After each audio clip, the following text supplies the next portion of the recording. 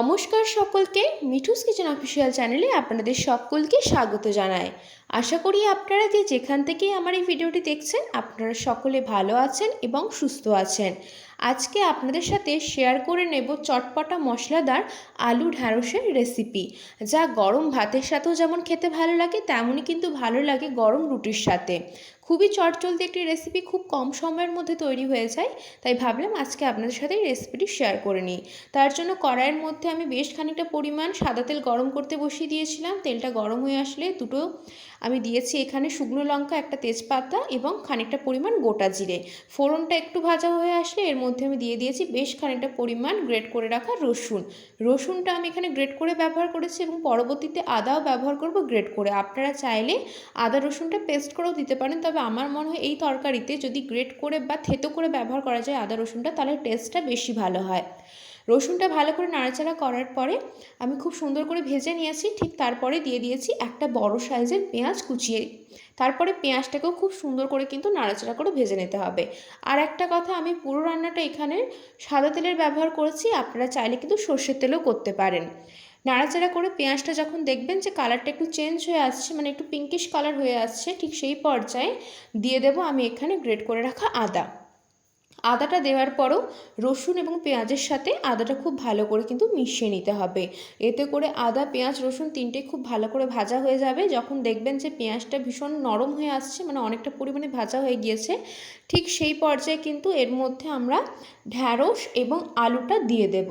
আলু এবং ঢ্যাঁড়স দুটোই আগে থাকতে আমি পরিষ্কার করে ধুয়ে তারপর আমি কেটে নিয়েছিলাম, এবং এখানে আমি ঢ্যাঁড়সটা যেভাবে লম্বাটে করে কেটেছি ঠিক সেইভাবেই কিন্তু আলুটাকেও আমি এখানে খোসা ছাড়িয়ে লম্বাটে করেই কেটে নিয়েছি, যাতে করে দুটোই দেখতে ভালো লাগে, সেই জন্য এখানে লম্বাটে করেই কেটেছি।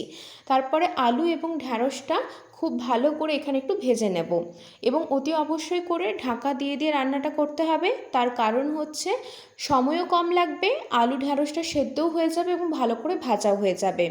আমি এখানে তেলের মধ্যে আলু এবং ঢ্যাঁড়সটা দিয়ে 7 থেকে 8 মিনিট মতো লো টু মিডিয়াম ফ্লেমে নাড়াচাড়া করে ভেজে নিয়েছিলাম। আলু ঢ্যাঁড়সটা যদি একটু তেলের মধ্যে ভালো করে ভেজে নেওয়া যায় তাহলে কিন্তু খেতে ভালো লাগে।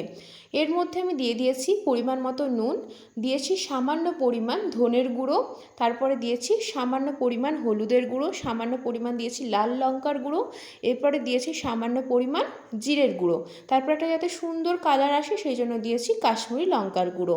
এখানে যেহেতু কাঁচা লঙ্কার ব্যবহার করছি না, সেই জন্য আমি এখানে লাল লঙ্কার গুঁড়োটা দিয়েছি। আপনারা চাইলে চেরা কাঁচা লঙ্কা দুটো দিতে পারেন।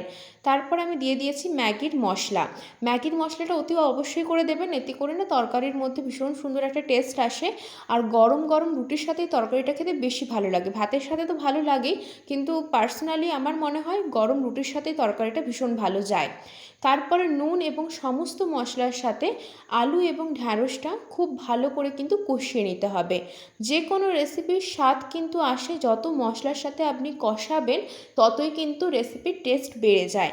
সেই জন্য আমি এখানে প্রায় 10 থেকে 12 মিনিট হাতে সময় নিয়ে লো টু মিডিয়াম ফ্লেমে মশলার সাথে আলু এবং ঢ্যাঁড়সটাকে কষিয়ে নিয়েছি।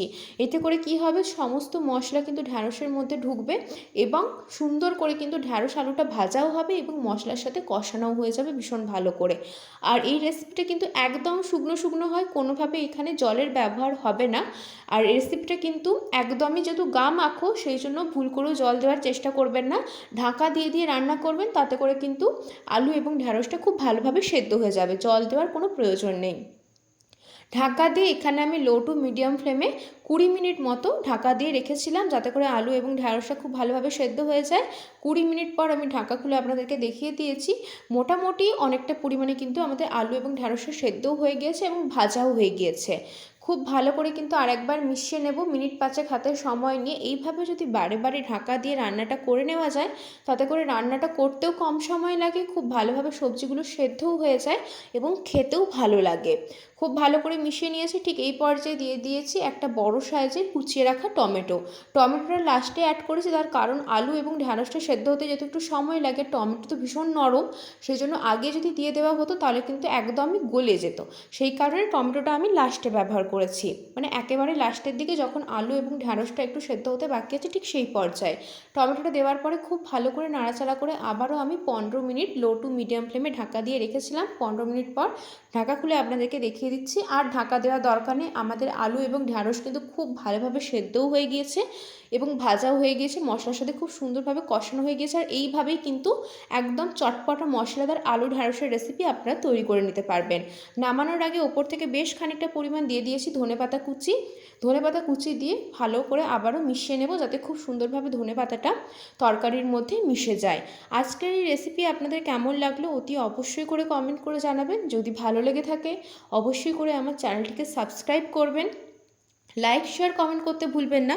আর যদি এরকমই নিত্য নতুন রেসিপি পেতে চান তাহলে অবশ্যই করে আমার চ্যানেলটিকে সাবস্ক্রাইব করে আমার চ্যানেলের পাশে থাকার অনুরোধ রইল। আজকের আমাদের চটপটা মশলাদার আলু ঢ্যাঁড়সের রেসিপি একদম কমপ্লিট হয়ে গিয়েছে। ঠিক এই পর্যায়ে আমি একটি পাত্রের মধ্যে সার্ভ করে দিচ্ছি। এই রেসিপিটি গরম ভাতের সাথে যেমন খেতে ভালো লাগে, তেমন কিন্তু গরম গরম রুটির সাথেও খেতে ভালো লাগে। যারা ঢ্যাঁড়স খেতে পছন্দ করেন না, অনেক বাচ্চারাই আছে ঢ্যাঁড়স খেতে পছন্দ করেন না, তাদেরকে যদি এইভাবে বানিয়ে দেওয়া যায় তারাও কিন্তু ভীষণ তৃপ্তি করে খাবে। এতটাই সুন্দর হয় একটা চটপটা একটা রেসিপি, ভীষণই ভালো লাগবে। অবশ্যই করে কিন্তু বাড়িতে একবার ট্রাই করে দেখবেন, আশা করছি আপনাদের ভীষণ ভালো লাগবে। আর বাড়িতে যদি ট্রাই করে থাকেন কমেন্ট করে জানাতে কিন্তু একদম ভুলবেন না।